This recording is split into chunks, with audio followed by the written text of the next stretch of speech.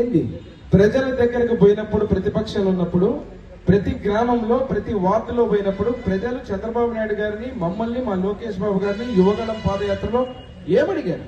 ఇదే అడిగారు, అయ్యా అమ్మఒడి అని చెప్పి ఒక బిడ్డకిచ్చి ఇంకొక బిడ్డ గుండు కొట్టాడు, మాకు న్యాయం చేయండి, మాకు ఇంతమంది బిడ్డలుంటే మేము ఏం చేయాలన్నప్పుడు ఖచ్చితంగా వాళ్ళు అడిగిన కోరికను తీరుస్తాం.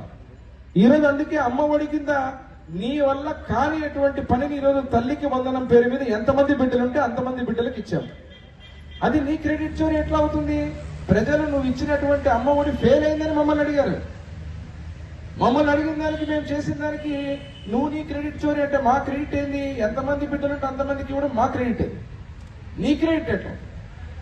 నువ్వు 1000 రూపాయలు పెంచడానికి 250 అని చెప్పి 5 సంవత్సరాలు పల్టీ కొట్టావు.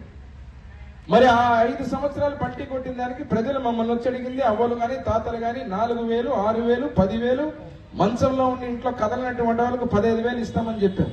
ఈ రోజు 1వ తేదీ వస్తే ఆదివారము, శనివారం ఇస్తున్నాం ముందుగానే. ఇది మా క్రెడిట్, మా చంద్రబాబు నాయుడు గారిది, మా కూటమి ప్రభుత్వం. మరి దీనికి నీవేదో కాపీ కొట్టావంటే ఎట్లా చెప్పు? సంక్షేమ పథకాలు, పెన్షన్ అనేది నందమూరి తారక రామారావు గారు స్టార్ట్ చేసిన పెన్షన్. మరి నువ్వు పెన్షన్ ఇచ్చినప్పుడు మేము చెప్పినామా నువ్వు కాపీ కొట్టావని? ఓకే.